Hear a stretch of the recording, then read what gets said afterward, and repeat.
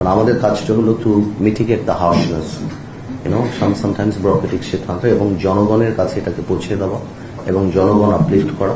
We have to serve the country and uplift the interest of the people. এটি আমাদের দরকার।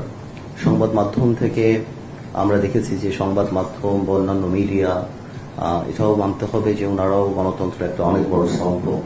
এই 17 বছর আমাদের লড়াইটা ছিল গণতন্ত্রকে পুনঃপ্রতিষ্ঠা করা, যেটা নামে মাত্র গণতন্ত্র ছিল। বাট আমরা জানতাম যে একটা ফেসবুক স্ট্যাটাস দেওয়ার পরেও অনেকের অনেকবারই 10 বার চিন্তা করতে হতো স্ট্যাটাসকে আমি রাখবো কি রাখবো না।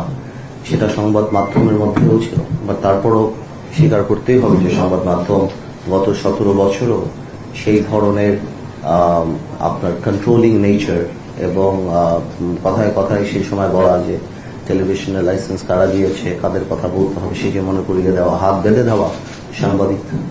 তার মধ্যে থেকেও আমরা যতগুলি খবর পেয়েছি, আমরা যা যা খবর পেয়েছি সরকারের বা সবকিছু যে এটা ওয়েদের ফেইল্ড ওই সময় আর কি, বা যে অ্যাট্রসিটি বা যে অত্যাচার বা যেভাবে গণতন্ত্রের মুখ বন্ধ করা হয়েছিল, অন্যান্য যা যাই আছেন সংবাদ মাধ্যমের মাধ্যমেই কিন্তু আমরা জানতে পেরেছি।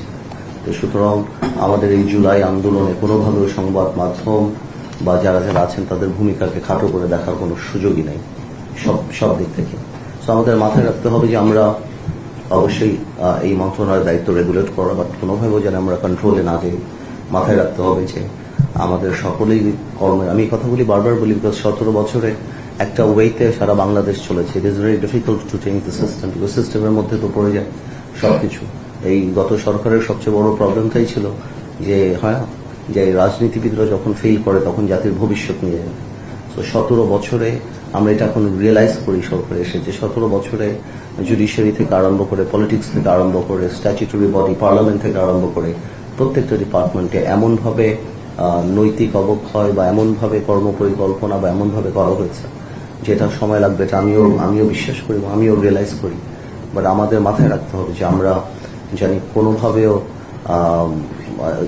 সেই দিকে পা না দেয় এবং আমাদের রেগুলেটরি বডি এবং তাদের সাথে সেই সম্পর্ক করে এবং আমাদের জিনিসগুলি, আমাদের ইচ্ছা, আমাদের যে একটা বাংলাদেশকে একটা নতুন দিকে নিয়ে যাওয়ার যে স্বপ্ন, সেই জিনিসটা এবং সবচেয়ে বড় কথা যে ড্যামেজগুলি হয়েছে সেগুলি রিপেয়ার করা এবং নিউ সিস্টেম ডেভেলপ করা, সেই জিনিসগুলিতে আমাদের কনসেন্ট্রেট করতে হবে। Is very important.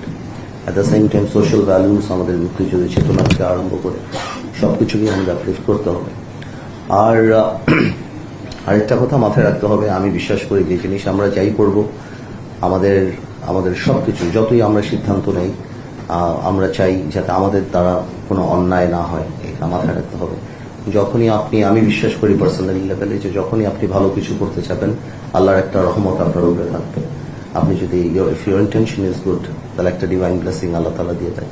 সেটাই মাথায় রাখবো আমরা, যাতে আমরা আগামীতে ঠিক করে কাজ করি সবাই মিলে ভালোভাবে। It's team work. আপনারা যেখানে বসে আছেন আমার চেয়ে অনেক বেশি এক্সপার্টিজ আপনাদের।